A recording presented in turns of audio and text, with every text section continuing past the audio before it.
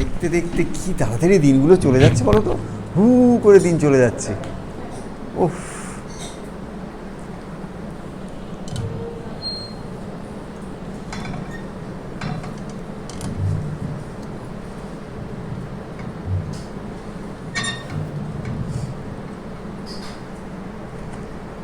যাই বলো, মন্দির হতো এসা, এয়ার কন্ডিশন ব্যাপারই আলাদা। মন্দির হতো এসা, হ্যাঁ, বাইরে যাই গরম হোক, যাই ঝড় ঝঞ্ঝা, যাই এখানে ঢুকে বসে সামনে ঠাকুর দেবতা সব প্লাস ঠান্ডা ঘর, বাহ, ফার্স্ট ক্লাস ব্যবস্থা। আচ্ছা, আমি তোমাদের সেদিন একটা কথা বলেছিলাম, কিন্তু কথার কথা আবার রিমাইন্ড করে দিচ্ছি, যে যখনই কোনো মন্দিরে আসবে সেটাকে বলা হয় দেব দর্শন, ঠিক আছে? জীবনে দুটো দর্শন করো, একটা হচ্ছে দেব দর্শন আর একটা হচ্ছে সাধু দর্শন। এই দুটো দর্শন তোমাকে কি দিতে পারে? তোমাকে মোক্ষের পথে দিতে পারে। একটা হচ্ছে সাধু দর্শন আর একটা হচ্ছে দেব দর্শন। সাধু দর্শন তোমায় কী দিতে পারে? বহু তীর্থ ঘুরেও তুমি যেটা পাবে না, সেটা সাধু মুখে একটা কথা শুনলে হয়তো তোমার মধ্যে ট্রিগার করে যাবে হঠাৎ করে। কিন্তু তুমি তীর্থ দর্শন কেন করো? তীর্থ দর্শন এই জন্যই করো তুমি, যে তোমার তীর্থ দর্শন করলে মনে হয় একটা পুণ্য হবে, আশীর্বাদ পাবো, ভালো হবে, ইত্যাদি ইত্যাদি। সেই আনন্দ নিয়েই তুমি তীর্থ করো। কিন্তু ভেবে দেখো, কোথাও গিয়ে কোনো একজন মানুষের সংস্পর্শে তুমি এলে, যে তোমার অনেক দিনে একটা প্রশ্ন আছে, যে প্রশ্নটা একটু সার্টার, যে প্রশ্নটা তোমার মনের মধ্যে বারবার আসে, অনেকের কাছ থেকে অনেক উত্তর পেয়েছো, আসতে কর, অনেকের কাছ থেকে অনেক উত্তর পেয়েছো, মন থেকে তোমার কিন্তু সাড়া হয়নি, মানে এখনো হয়নি ব্যাপারটা। কলকাতারই একটা খুব বড় নার্সিংহোমের মালিক ছিলেন তিনি। তার স্ত্রী 7 দিন, 10 দিন, 15 দিন প্রচণ্ড কষ্ট পেয়ে ক্যান্সারে মারা গেলেন, ঠিক আছে? মারা যাওয়ার সঙ্গে সঙ্গে ওনার স্বামী ভাবল, আমার স্ত্রী তো আমাকে ছাড়া কোথাও যায়নি, যেখানে গেছে আমি ওকে সাথে নিয়ে গেছি, ও একা তো কোথাও বেরোয়নি, সারা জীবনে কোথাও কোনো দিন একা বেরোয়নি, যেখানে গেছে আমি নিয়ে গেছি। তো যেই মারা গেল অনেক কষ্ট পেয়ে, ওর স্বামী ভাবলো, এই রে, ও তো একা চলে গেল, তো রাস্তা চিনবে না, তো কী করবো? তাড়াতাড়ি করে ঘরের মধ্যে ঢুকে গিয়ে যতগুলো, ও তো নার্সিংহোম ছিল, সবই ছিল, একটা শিশিতে যতগুলো বড়ি ছিল সব খেয়ে দিল। কেন? ও চেষ্টা করলো সঙ্গে সঙ্গে স্ত্রীকে জয়েন করা, যাতে কোনো রাস্তা দেখিয়ে নিয়ে যেতে পারে। একদিন তো একা একা কোনোদিন বেরোয়নি, ওর তো ওইটাই চিন্তায়। তো যাই হোক, কয়েক ঘন্টা এরকম ঘরের মধ্যে পড়েছিল, তারপরে সঙ্গে সঙ্গে ছেলেরা এখনও বেরোচ্ছে না, ধরা হয়ে দিবে নার্সিংহোম, ওর নিজে নার্সিংহোমে নিয়ে গিয়ে কয়েকদিন রেখে পুরো পাম্প করে বার করে, এনিওয়ে সার্ভাইভড। কিন্তু যখন ও সার্ভাইভ করলো, তারপরে কিন্তু কন্টিনিউয়াসলি ওর মনের মধ্যে একটাই প্রশ্ন হলো, ও তো একা চলে গেছে, ওকে কে দেখবে, কীভাবে থাকবে, কোথায় থাকবে, কী যাবে, কোথায় যাবে? সি ওয়াজ অবসেসড। ওটা ওর কাছে একটা ব্যাধির আকার ধারণ করলো। তখন কেউ ওকে বললো, তুমি এক কাজ করো, তুমি তীর্থ ভ্রমণ করো, তাহলে তোমার মনটা একটু শান্ত হবে, ঠিক আছে?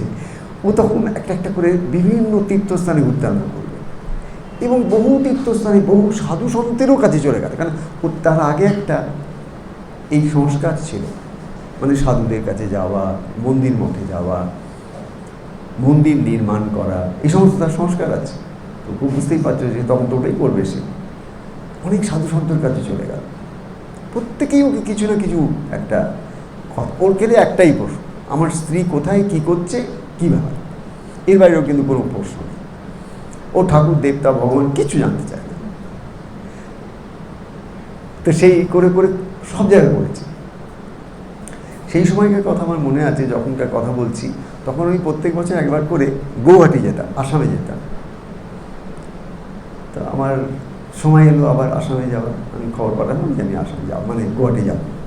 তো ওরা খবর পেয়ে ওই বছর, তখন এর আগে যেখানে আমি উঠতাম সেখানে যারা ছিল তারা অন্য কোথাও চলে গেছে, নেই, তাহলে বাবা কোথায় উঠবে। তখন এই যার কথা বলছি তার সঙ্গে যোগাযোগ করা হলো, যে এরকম বাবা কি আপনার ঘরে উঠতে পারেন? তো মনে হয় নিশ্চয়ই, খুব আনন্দের কথা, ওনাকে তো আমি ভালো করে জানি।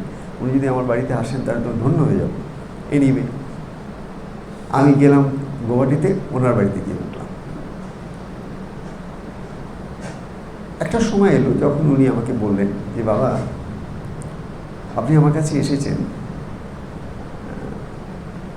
আমার কিন্তু সে আগের মন আর নেই, আমি আপনার একটা ভাঙা মনের মানুষ, সুতরাং আপনার সেবা বা যা কিছু সব কিছুতে কিন্তু ত্রুটি বিচ্যুতি হবে, কেন আমি সুস্থ নই, মানসিকভাবে আমি সুস্থ নই। তো তবু আপনার যদি সময় হয় আমার কিছু প্রশ্ন আছে, আপনি যদি আমায় উত্তর করে দেন। আমি ভালো লোককে জিজ্ঞাসা করেছি, হ্যাঁ, আমি বললাম যে ঠিক আছে তোমার প্রশ্ন শুনবো। একটা সময় এলো যখন উনি আমাকে একটা ঘরের মধ্যে সব বন্ধ করে দিলেন, ঘরের মধ্যে বসে আমাকে খাটের উপর বসিয়ে নিচে মাটিতে বসে বললেন বাবা আমার বউ এখন কোথায় আছে? আপনি তো জানেন মারা গেছেন, না জানি, উনি কোথায় আছেন, কি করছেন, কি ব্যাপার, কি না, আপনি আমায় বলুন। ঠিক আছে, অদ্ভুতভাবে ছোট ছোট ভেরি সিম্পল ওয়ার্ড, হয়তো 1 লক্ষ বার শুনেছি, আমি খুব সিম্পল ওয়ার্ডে উত্তরগুলো দিয়ে দিলাম। যা যা জিজ্ঞেস করলো ভেরি সিম্পল ওয়ার্ডস, টপ টপ টপ টপ করে উত্তর দিত।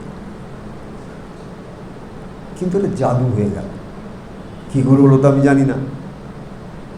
এতদিন এত তীর্থ করে, এত সাধু জায়গায়, এত কিছু করেও যে যার কোনো উত্তরে তার মন মনোভূত হয়নি, হঠাৎ করে আমার পাটা জড়িয়ে ধরে হাওয়াও করে কেঁদে উঠল,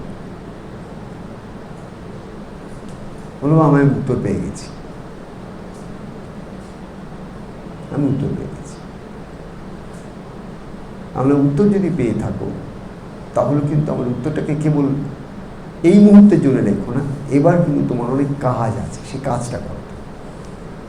সেই কাজটা হচ্ছে 1 2 3, এই 3টে কাজ তুমি করতে থাকো। সত্যিই যদি তুমি তোমার স্ত্রীকে একদিনের জন্য, 1 মুহূর্তের জন্য ভালোবেসেছিলে, তাহলে এখন থেকে তোমার কাজ 1 2 3 এগুলো তুমি করতে থাকো। তারপরে তোমার সঙ্গে আবার আমার কথা হবে। That's all. ওনার এই এতদিনের অবসেসিভ ইলনেস চলে গেল, উনি স্বাভাবিক হয়ে গেলেন, স্বাভাবিক মানুষ হয়ে গেলেন, আবার কাজে জয়েন করলেন, সব কিছুই করলেন। এই যে কয়েক মুহূর্তের সাধু দর্শন, কয়েক মুহূর্তে তার এত কষ্ট, মানে ও হঠাৎ করে আমাকে বললো বাবা আপনি আমার বুকের মধ্যে থেকে একটা বিরাট বড় পাথর নামিয়ে দিলেন। এটা আমার মনে আছে, দিস ওয়াজ ইজ এক্স্যাক্ট ওয়ার্ডস। তখন পুরো ব্যাপারটা আমার কমপ্লিট হয়ে গেল। আমাকে বললো বাবা আমার বুকের উপর একটা পাথর ছিল, এতদিন একটা পাথর নিয়ে ঘুরে বেড়াতাম, হঠাৎ যেন মনে হচ্ছে আমার পাথরটা নেই, হালকা হয়ে গেছে। এই কথা আমি একজনের কাছ থেকে শুনিনি, বহু মানুষের কাছ থেকে শুনেছি। এ বাবা আপনি আমার মনের ভেতরে বুকের মধ্যে একটা চাপা পাথর ছিল, ওই কান্না কেউ শুনতে পেত না, আমি কাঁদতাম, আপনি সেই পাথরটা সরিয়ে দিলেন। সব থেকে আশ্চর্যের কথা হচ্ছে যে আমি কোনদিন কারোর পাথরে হাতই দিই না, সরাবো কি, কিন্তু কেউ একজন আমার ভেতরে আছেন যিনি যে কোনো মানুষের যে কোনো পাথর সরাতে পারেন। এটা আমার সারা জীবনের অভিজ্ঞতা, সারা জীবনের অভিজ্ঞতা। সে ভালোবাসার ওপরে আর কোনো ধর্ম নেই, জ্ঞান নেই, বিজ্ঞান নেই, আধ্যাত্ম নেই, কিচ্ছু নেই। একটাই যদি পৃথিবীর বুকে যদি শক্তি থাকে, যে শক্তির কোনো ক্ষয় নেই, তার ব্যয় নেই, সেটা কি শক্তি? ভালোবাসা। সেই ভালোবাসাটা কেন জগতে এতটা অবক্ষয় হয়ে গেছে, কেন কেন কেন? তার একমাত্র কারণ ভালোবাসাটা স্বার্থকেন্দ্রিক হয়ে গেছে। স্বার্থকেন্দ্রিক যে ভালোবাসা, সেটা ভালোবাসা নয়। ওটা হতে পারে একটা ইহ জগতের ভালোবাসার একটা হাতে খড়ি, কিন্তু ওটা ভালোবাসা নয়। যেদিন একটা মানুষ স্বার্থ কলুষতা না দেখে স্বার্থহীনভাবে যে কোনো একটা পশু পাখি মানুষ গাছপালা যাকেই ভালোবাসুক, ও যদি হৃদয়ের একটা টুকরো তাকে দিতে পারে, ভালোবাসা জিনিসটা কি, তোমার হৃদয়ের একটা টুকরো তুমি এখানে একটু দিলে, এখানে একটু দিলে, এখানে একটু দিলে, এখানে দিলে। একটা গাছকে দেখতে দেখতে তোমার খুব ভালো লাগলো, তুমি ভাবলে ঠিক আছে আমার একটা টুকরো তোমাকে দিলাম, তো গাছটা তোমার ভালোবাসাটা টুকরো পেলো, তুমি গাছ তখন ওর পেট থেকে বার করে বলো তোমাকে আমার টুকরোটা দিলাম। তাহলে একে অপরের কাছে স্বার্থহীনভাবে আমরা কি বিনিময় করলাম, কি আদান প্রদান করলাম, আমাদের হৃদয়ের একটা টুকরো, তাই না? ভালোবাসার জিনিসটা কি, মানে আমরা সবসময় ছোটবেলা থেকে শুনে এসেছি ভালোবাসা ভালোবাসা ভালোবাসা, মানুষ ভালোবাসা ছাড়া থাকতে পারে না, সব মানলাম। জিনিসটা কি? It's almost like a piece of your heart. It's almost like a piece of your heart. তুমি কি দিচ্ছ? তোমারই হৃদয়ের একটা টুকরো, তুমি একটা অংশ হলো তুমি কাউকে দিচ্ছ। গুরু কি করে? তার সাধন লব্ধ, তার তপস্যা লব্ধ, তার সত্যগুণের একটা ছোট্ট কণা শিষ্যের মধ্যে প্রকৃত করে, যেমন মাটির মধ্যে মানুষ বীজ দেয়। গুরু যে নাম দেন তার মধ্যে তার সাধন লব্ধ, তপস্যা লব্ধ, তার যে সাত্বিক যে শক্তি, সেই শক্তির একটা কণা দিয়ে, সেখানে সে একই ব্যাপার হলো। কিন্তু আমি বলছি ভালোবাসা হচ্ছে সেই জিনিস যেখানে আমি আমার হৃদয়ের একটা টুকরো একটুখানি ছিঁড়ে কাউকে দিই। সেটা আকাশের মেঘ হতে পারে। আমি যদি আকাশের মেঘকে দিই, আকাশের মেঘও ওর নিজের থেকে টুকরো একটা ছিঁড়ে আমাকে দেবে, তখন আমরা দুজনে কমিউন করতে পারবো। হঠাৎ করে মনে হবে মেঘ মেঘ নয়, ওটা আর কিছু। হঠাৎ করে মনে হবে কি আনন্দ, কি আনন্দ, কি আনন্দ। তার কারণ এই ভালোবাসার যে এনার্জিটা, এই এনার্জির ফ্লোর মধ্যে কোথাও কোনো স্বার্থের দুর্গন্ধ নেই।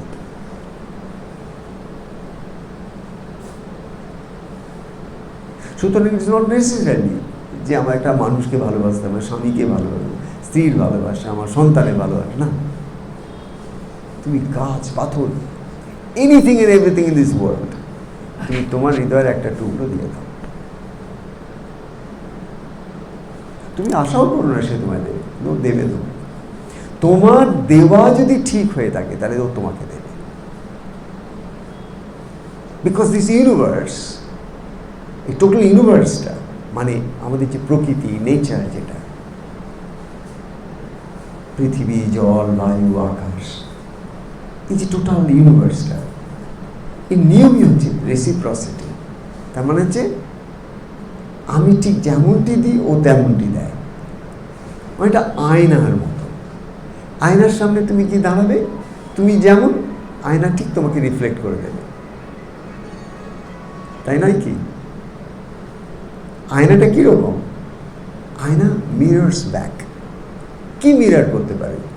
আমি যেটা তাকে দেখাই ও সেটাই আমাকে রিফ্লেক্ট ব্যাক করে।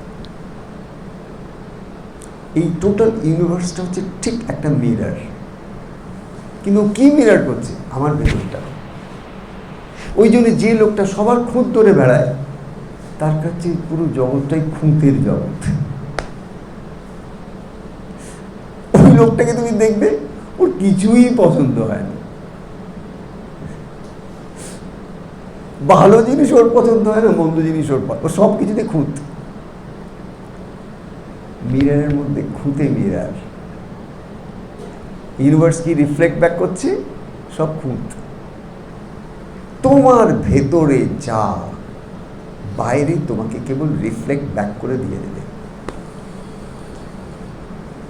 তুমি বলতে পারবে না জীবনের কোনো একটা দিনে কোথাও দাঁড়িয়ে যে না, আমি তো একটা শুদ্ধ, পবিত্র, সুন্দর মানুষ, আমার জীবনে খালি দুঃখ, দুঃখ আর দুঃখ ছাড়া কিছু নেই। তুমি এটা বলতে পারবে না। তার কারণ যদি তুমি তারপরেও যে সত্যিই যদি তুমি শুদ্ধ হও, তাহলে সাদা রঙের মধ্যে আবার কালো রং ঢুকছে কোত্থেকে? সাদা তো সাদাই, সাদা তো স্পটলেস, সাদা তো সাদাই। তাহলে আমার ভেতরটা যদি পবিত্র হয়, তাহলে আমার দৃষ্টি কি করে অপবিত্র হতে পারে? আমার দর্শন কি করে অপবিত্র হতে পারে? আমার চশমা কি করে ঘোলাটে হতে পারে? এরকম হয় না? হয় কি? আমাকে বলো, লজিক কি বলবে? একটা সন্ত পুরুষ যে একটা মানে সেরকম সাধন করে তপস্যা করে একটা উচ্চ অবস্থা লাভ করেছেন। সেই উচ্চ অবস্থা কি? মনের একটা অবস্থা। কি মনের অবস্থা? সেই অবস্থায় খুদ দেখার আর চোখ নেই। বাবা বললেন, ওরে দোষ দেখার চোখ আর আমার কাছে নেই। যেদিন সেই জিনিসটাকে দেখলাম তারপরে দোষ দেখার চোখটা চলে গেল।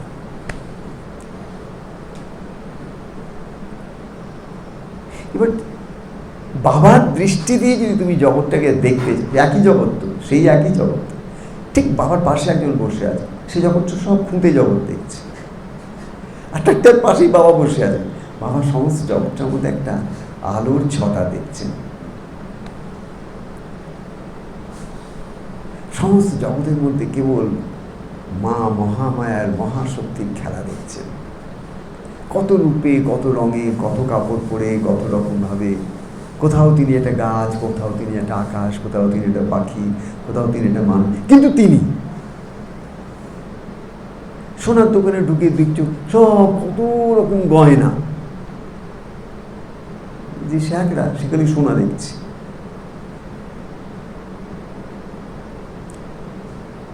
কত রকমের জুতো, যে চামার, সেগুলো চামারগুলো জুতোর দিকে লাগিয়ে চামড়া দেখছে। আরে কি চামড়া এটা? যার যেটা চোখ, যার চোখ যেভাবে গ্রুম হয়েছে, তৈরি হয়েছে, তার সংস্কার দিয়ে সে জগৎ দেখছে।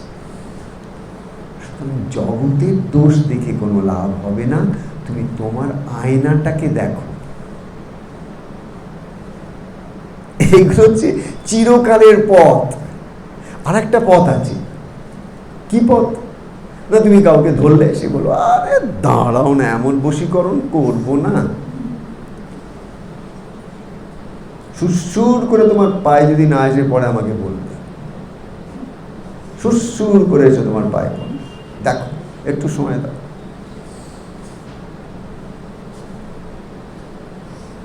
এটাও পথ। এই পথটা যে নেই আমি কিন্তু বলছি না, ট্রাই টু আন্ডারস্ট্যান্ড। এই পথটা আছে, শর্টকাটের পথও আছে, কিন্তু শর্টকাটের পথটা কি হবে? আমার সমস্যাটা হচ্ছে একটা জার, বা যেটাকে আমরা শেকড় বলি বা রুট বলি, ওটা কিন্তু থেকে গেল। আমি ওপরে পরে একটু কাটাছাটা করলাম, তখন রিলিফ হলো। বাবা এত ঝঞ্ঝাট যেন রিলিফ হয়েছে। এই কী রকম না বাবা, সব এইসব করলো, তারপরে এখন অনেক ভালো আছি। কিন্তু যদি রুট তোমার থেকে যায়, দুদিন পরে তুমি খারাপ থাকবে। যে রোগটা তোমার মূল থেকে বিনষ্ট হয়েছে, সেই রোগ আবার তোমার কাছে দেখা দেবে না। যে রোগটা ওপর কাটাছাটা করা হয়েছে, যে রোগটাকে ওপর এমন কিছু মলমপট্টি করা হয়েছে, সাময়িক সে সাপ্রেসড হয়েছে, 3 দিন পরে ও আবার রিল্যাক্স করবে। উপায় তো তোমাকে বার করতে হবে। উপায় সবসময় দুরকম হয়, একটা টেম্পোরারি, একটা হচ্ছে পার্মানেন্ট। আমরা যারা পৃথিবীতে মানুষ, আমরা সবাই টেম্পোরারি সলিউশনটাকে বেশি ভালোবাসি, এবং ওই জন্য বাজারে টেম্পোরারি সলিউশনের সব থেকে বেশি ডিমান্ড। যে কোনো জিনিসে জানবে, যে কোনো জিনিসে কুইক রেজাল্ট যেটা হবে, সেখানেই বহু মানুষের ভিড় হবে। যেখানে একটা ডিলেড প্রসেস থাকবে, একটু খাটতে হবে, একটু চেষ্টা করতে হবে, একটু স্যাক্রিফাইস করতে হবে, একটু তাপ সহ্য করতে হবে, হবে। শোনো, আমাদের মতন মানুষের মুখ দিয়ে মা যে সমস্ত কথাগুলো বলার না, এগুলো সবার জন্য নয়, এগুলো সবার জন্য নয়। ম্যাক্সিমাম লোকের জন্য সেইটাই, যেটা ভালো করি মাকে তেল। আচ্ছা ও এমন কিছু না বলুন, আমি বুঝতে পেরেছি, মানে এমন একটা কিছু তরিকা বুঝতে বাতাও, ফটাক সে কুछ हो जाए। আজকে দুনিয়াটা কি হয়ে যায়, फटाक से कुछ हो जाए। अरे फटाक से कुछ नहीं होता है, फटाक से आता भी है, फटाक से जाता भी है। जो भी फटाक से आता है वो फटाक से ही जाता है, और मेरा मन जो है उससे भरता नहीं। अब मैं क्या करूं? এইরকম বকবক করে যাচ্ছি, কতদিন ধরে এইরকম বকবক করে যাচ্ছি। কারণ আমার মন পড়ে আছে, আর দূর বারবার এসে কি ঝঞ্ঝাটের মধ্যে, একবার এইবার যে এসেছি এইবার সব শেষ করে দিই, একদম পড়াশ পা যা ঝঞ্ঝাট সব শেষ। বারবার আসা যাওয়ার মধ্যে নেই, কিন্তু যদি বারবার আসা যাওয়ার পর যদি আমায় বন্ধ করতে হয়, তাহলে আমাকে টেম্পোরারি সলিউশনের মধ্যে মন দিলে চলবে না, আমার পার্মানেন্ট সলিউশনের জন্য আমায় খাটতে হবে, ডেডিকেটেড এফার্ট দিতে হবে আমাকে, ডিভোশনাল কমিটমেন্ট দরকার আমার, emotional investment in right place দরকার আমার, না হবে না। সুতরাং যারা সত্যি সত্যি শান্তি জীবনে পেতে চাও, তারা কিন্তু স্যাক্রিফাইসের জন্য তৈরি হও। একমাত্র স্যাক্রিফাইস করলে তবেই ওই স্থায়ী শান্তি কেউ পেতে পারবে।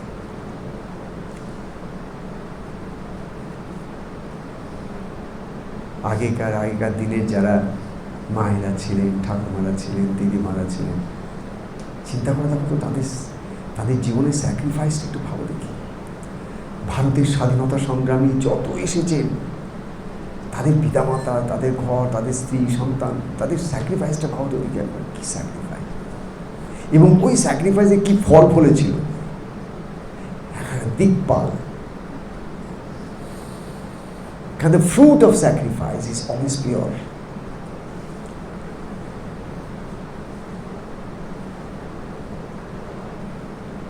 তা আমাদের এইটুকু আজকে থাক, যে আমরা যেটুকু করব সেটুকু করার মধ্যে আমাদের জন্য একটা সিনসিয়ারিটি থাকে। আর সেই সিনসিয়ারিটি কিসের জন্য? Sincerity of purpose.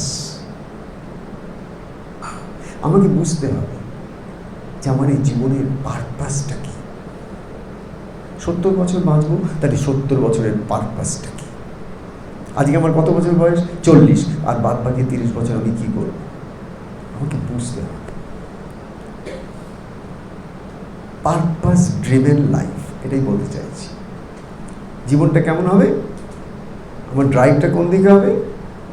পারপাসটা, আমার গোল, আমার জীবনের যেটা লক্ষ্য, যেখানে আমি পৌঁছাতে চাই, আমার সমস্ত কর্মগুলো যেন একটু একটু একটু একটু একটু একটু করে আমাকে ওই পথে এগিয়ে চলে যায়। সেটা হবে আমার জীবনের লক্ষ্য, সেটা আমার জীবনের সাধনা, সেটাই আমার তপস্যা, সেটাই আমার সিদ্ধি।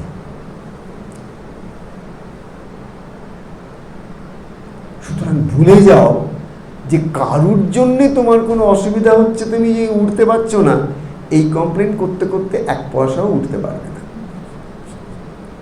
বরঞ্চ যতখানি উঠেছ, স্লিপারি পথে নেমে আসবে। মানে একটা সাপ লুডোর মতো। এই সাপ লুডো আমরা ছোটবেলায় খেলতাম, মনে আছে? সাপ লুডো ফারাক করে একখানা চাল দিলাম, এই রাতে করে ওপরে উঠে গেলাম, তারপরে পুট পড়বে, পুট বলে, এই এখন আমার মনে আছে, দেখো পুট, এই রে পুট পড়ে ওপর থেকে সাঁই করে নিচে নেমে চলে। এই জীবনের জন্য সাপ লুডো খেলা, কি চাল পড়বে তা তো ঠিক নেই, আর পুট পড়বে কি 3 পড়বে কি 5 পড়বে বুঝতে পারছি না। তো ছেলে তো দিলাম, তারপরে সেটা অ্যাজ ধরে কোথায় নামবে কোনো ঠিক নেই। আর যখন ওঠে, আর কি আনন্দ, বাপরে বাপ! তখন তার তো মানে দেখ আমি যেটা বলবো সেটাই পড়বে।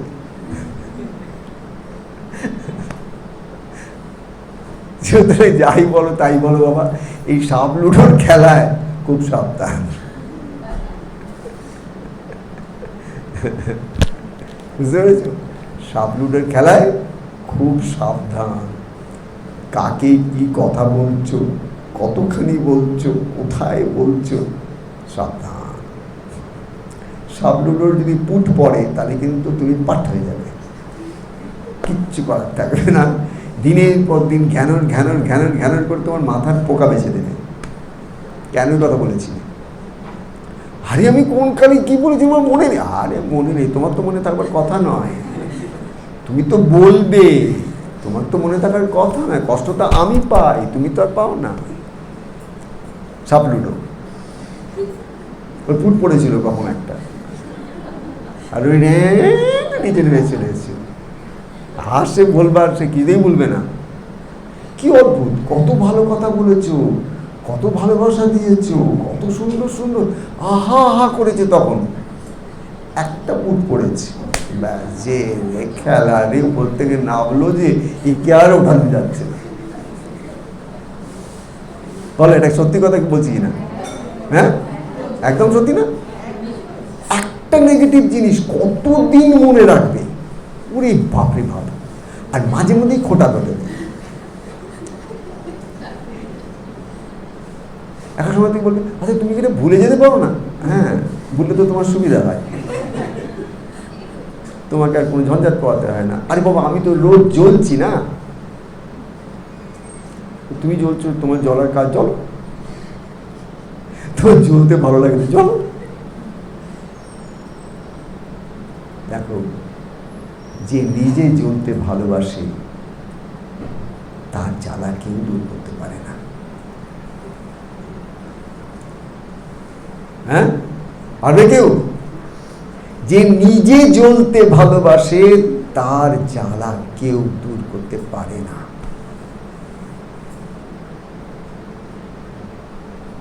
তার কারণ তোমার জীবনের সমস্ত দায়িত্ব একমাত্র তোমার, আর কারণ নয়।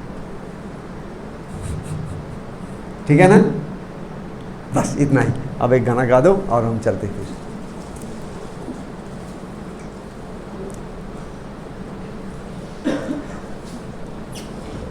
আচ্ছা, প্রত্যেকে কী সব কথা এসে যায় না, নানা রকম। আমি কিন্তু এখানে যখন দেখো, এখানে যখন এসে বসি না, আমার মাথায় কিন্তু একটা কথাও থাকে না, একটা শব্দ থাকে না। কিন্তু যে কোনোভাবে আমি দেখেছি প্রত্যেকে কী সব অনেক কথা এসে যায়। কিন্তু ব্যাপারটা কী করে হয়, এটা একটু ভাব, কী করে হয় ব্যাপারটা। কিন্তু যা আসে তার মধ্যে কিন্তু মালকড়ি আছে। এই যে তোমরা কত দূর দূর থেকে কত রকম নানানভাবে এখানে এসে পৌঁছাও, একটা শারীরিক বা নানা রকম কষ্ট তো স্বীকার করতে হয় এতটা পথ আসতে। কিন্তু আমার কীরকম লাগে, তোমরা যখন এখান থেকে যাবে যেন একটু সমৃদ্ধ হয়ে যাও, কোথাও যেন তোমাদের কিছু কামাই হয়। ও ভুলে গেছিলাম সেটা বলতে, যেটা বলতে শুরু সেটাই ভুলে গেছি। ঠিক দেখেছে, ঠাকুর আমাকে ঠিক মনে করে দিয়েছে। মন্দিরে দেব দর্শন আর সাধু দর্শন কি বলেছিলাম, খালি হাতে কখনো করবে না। ঠিক আছে, দেব দর্শন সদর্শন খালি হাতে করবে না। কেন কেন এই থিওরিটা কেন? তার কারণ তুমি এই দুটো জায়গা থেকে তুমি মোক্ষের কড়ি পাবে।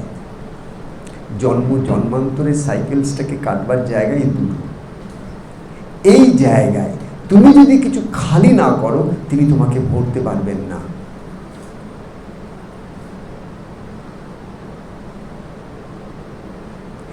কতটা দেবে সেটা বড় কথা নয়, তুমি যেটা দাও সেটা একটা মেটেরিয়াল, কিন্তু সেই মেটেরিয়ালটা রিপ্রেজেন্ট করে তোমার একটা এনার্জি। কি এনার্জি? তোমার ভাব। সুতরাং দেওয়ার পেছনে অঙ্ক বড় নয়, ভাবটা বড়। তুমি স্বীকৃতি দিচ্ছ একটা সত্যকে, তুমি আমাকে সব দিয়েছো, বিনিময়ে একটু হলেও আমার ভাব আমি তোমার চরণে অর্পণ করছি। এইবার তোমার তার কাছ থেকে কিছু পাওয়ার অধিকার লাভ হলো। আমি বলতে চাইছি, তুমি মন্দিরে ঢুকেছো, মন্দিরে দুহাত জোড়ে ভগবানের কাছে অনেক কিছু দাও দাও দাও দাও করে এত বড় একটা লিস্ট দিয়ে চলে গেলে। ভগবান বললো, তুই কি দিলি? মানে কেন? আমি যে এতক্ষণ ধরে তোমার সামনে হাত জোড় করে দাঁড়িয়েছিলাম, ভক্তি দিলাম। ভক্তি সেবা কি জিনিস? তুই তো তোর লিস্ট দিলি, ভক্তি কোথায়? তোর কি কি কোথায় কোথায় ঠেকেছিস সেসবগুলো আমায় বলি, এর মধ্যে ভক্তি কোথায় আমি কোথাও খুঁজেই পেলাম না। ভক্তি তো এমন জিনিস যেটা কেবল প্রেম ছাড়া কিছু নয়। অনেক সময় দেখবে তুমি ঠাকুরের আসনে বসে কিচ্ছু চাওয়া আসবে না, খালি চোখে কয়েকটা জল পড়বে, আর কিচ্ছু আসবে না। তুমি সেটাকে ভক্তির সংজ্ঞা দিতে পারো। সুতরাং সব সময় মনে রাখবে যে তুমি দেবার ক্ষমতা রাখো না। আই রিপিট, তুমি দেবার ক্ষমতা রাখো না, তুমি পাওয়ার পথ খোলার ক্ষমতা রাখো। কিছু পেতে গেলে জীবনে কিছু দিতে হয়। যেটা তুমি জীবনে চাইবে তার জন্য তোমাকে কিছু প্রাইস পে করতেই হবে। মন্দিরে তুমি 2 টাকা দেবে, তাতে কি বাবা বড়লোক হয়ে যাবেন? বা মন্দিরে এসে তুমি ঠাকুরকে একটু মিষ্টি খাবে, তাতে ঠাকুরকে একবারে খুব খুশি হয়ে যাবেন? না, তোমার এনরিচমেন্টের জন্য তুমি দেবে, ওটা একটা ভাব। যখন তুমি দানপেটিতে যা দেবে, একবারের জন্য যেন জীবনে তোমার মনের জগতে না আসে আমার হাতে এই অঙ্কটা যেটা আমি দিচ্ছি যেন কোনোদিন না আসে।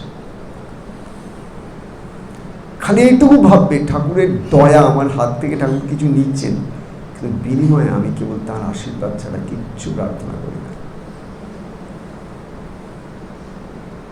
কিন্তু দিয়ে পাও, না দিয়ে চেয়েও না। আর দেবার সময় কখনো গুনবে না, কার্পণ্য করবে না। তার কারণ তোমার মধ্যে যদি কার্পণ্য দোষ আসে, তাহলে ভগবান তোমার কাছে যখন কিছু দেবেন তার মধ্যে কার্পণ্য দোষে দুষ্ট থাকবে সেটা। তার মানে এই নয় ভগবানের কার্পণ্য দোষ, তোমার কার্পণ্য দোষ আয়নায় রিফ্লেক্ট করলো।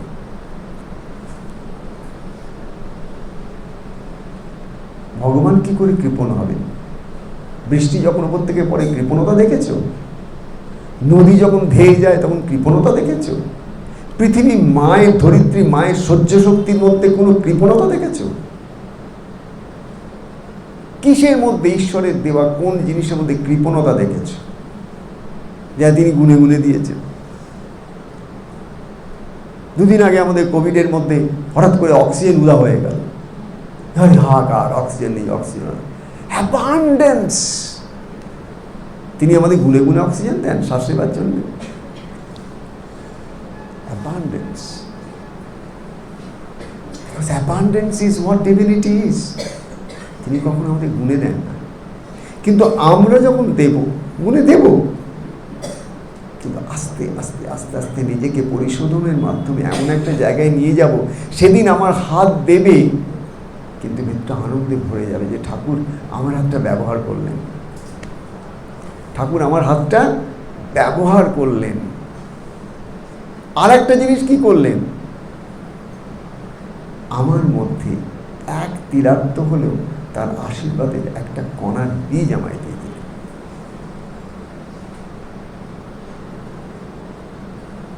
আমরা না চাইতে কত কিছু পাই। কেন বলবো ঠাকুর আমি তোমাকে কি দেব? ঠাকুর বলেন কেন, তোর তো কত কিছু আছে, তোর ছেলেকে দিস না, তোর স্বামীকে দিস না, তোর বউকে দিস না, তোর আত্মীয়কে দিস না। এই যদি তোর ছেলের বিয়ে হয় তাহলে দেখ তো তুই কত লোককে নেমন্তন্ন করবি, কত কিছু খাওয়াবি, কত কিছু করবি, সেগুলো কি কম? তখন সেগুলো আসবে কোত্থেকে? তখন যোগান আসবে কোত্থেকে? তখন তো বলিস না আমি কি দেব। সব গেস্ট এসছে, 400 গেস্ট ইনভাইটেড, প্যান্ডেল হয়েছে, সব ঢুকে দেখছে আর টেবিল চেয়ার নেই, কি হলো খাওয়া দাওয়া নেই, না আমি কি দেব? তাহলে আপনি ইনভাইট করলেন কেন? না মানে আমি তো বিয়ে, আর বিয়ে তো তাই কে যদি ছেলে মেয়ে যে আপনি আপনার যদি কিছু দেবার থাকে দিন, গিফট দিন, মানে আপনি খাবেন বল না, কি খাও? আমার কিছু নেই তো আমি কি খাও? আমি ধার করে খাওয়াতে পারবো। লোকগুলো যাওয়ার কি বাবা এরকম অদ্ভুত দেখিনি তো বলি তো কেউ কেউ বলবে ऐसा भी होता है, ऐसा भी होता है, कैसा ऐसा होता है, and that's exactly what we do. মানে আমরা সবাই ভগবানের সঙ্গে ঠিক এই বিয়ে বাড়ি নাটকটা খেলি। ঠাকুর আমি জিজ্ঞেস করলাম যে বাবা আমি কি দেবো বাবা? আমি ঠিক একদম ঠিক কথা, তো তুমি তোমার বরযাত্রী এসে গেছে, তুমি তাদের সামনে আমি কি দেবো? বলে আপনাকে কিছু দিতে পারেন, আমার মেয়েটাকে নিয়ে চলে যাই, ঝঞ্ঝাট শেষ। যদি আপনার এরকম দুর্দশা হয় তাহলে এ ঘরে আমি মেয়ে দেবো না, চললাম আমি মেয়েকে নিয়ে। আমি কি দেব? আরে সব কিছুতে তোমার দেবার আছে, ভগবানকে দেবার সময় তাহলে আমি কি দেবো না, আমার কি দেবার আছে, উনি তো, ওনারই তো সব। আরে বাবা, মানে জ্ঞানে বিজ্ঞানে একেবারে মানে ব্রেনের প্রত্যেকটি সেল ফ্লাডেড, তাকে তুমি ছুতে পারবে না, এত জ্ঞান। আমি কি দেব? সত্যি আপনি কিচ্ছু দিতে পারবেন না, আপনি খালি নেবেন, সারা জীবন আপনি নেবেন আর কিচ্ছু দেবেন না। আলটিমেটলি কি পাবেন আপনি? বিরাট বড় একটা রসগোল্লা পাবেন, আর কিছু পাবেন। আপনি যা দিয়েছেন সেটাই পাবেন। এই পৃথিবী কি করবো বলুন? আপনি আনফর্চুনেটলি এমন একটা পৃথিবীতে জন্মগ্রহণ করেছেন যে পৃথিবীর নিয়ম হচ্ছে আপনি যা দেবেন, রসগোল্লা দিয়েছেন রসগোল্লা পাবেন, ঠিক আছে? তো আজকে শুরু করেছেন আর কিন্তু বলে দিচ্ছি, পথ কর।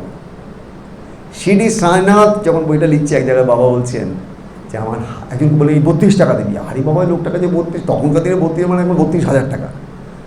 তখন বলছে যে 32 টাকা দিবি, আমাকে 32 টাকা দিই। মানে আমার কাছে নেই বাবা, ধার করে দে, যেখান থেকে নিয়ে আয়। পরে বলছেন কাউকে যখন অনেক আমার দেবার থাকে না, আগে তার কাছ থেকে চেয়ে নি, মানে দেবারটা হাতে এসে গেছে, আগে চেয়ে নি। অদ্ভুত না? আহা, মহাপুরুষদের যারা সিদ্ধ যোগী, যারা মহাপুরুষ, তারা আমাদের সমস্ত এই সমস্ত সায়েন্সটাকে কত সহজ করে দিয়েছে। আমরা কি ভাবো, এগুলো স্বাভাবিক লোভ, দেখ ওই টাকা যাইছে, দেখেছিস চোখটা টাকার দিকে। তোমার যখন চোখ টাকার দিকে, তখন কোনো ক্ষতি হয় না।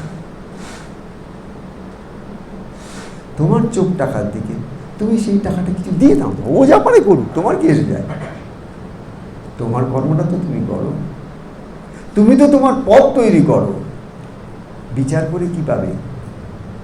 তুমি কত সাধুর বিচার করবে, কত মানুষের বিচার করবে, কার বিচার তুমি করবে? চালুনি সূচের বিচার করবে, চালুনি সূচের বিচার করবে। আজকে বলে দিয়েছি তো আমি, ঠিক আছে? সবাই কানে গেছে? এই যে এটা আর কোনোদিন বলবো না, আজ হয়ে গেল।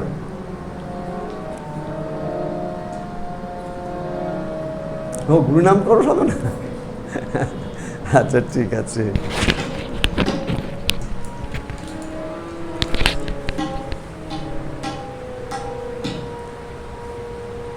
জয় মা, জয় মা, জয় মা।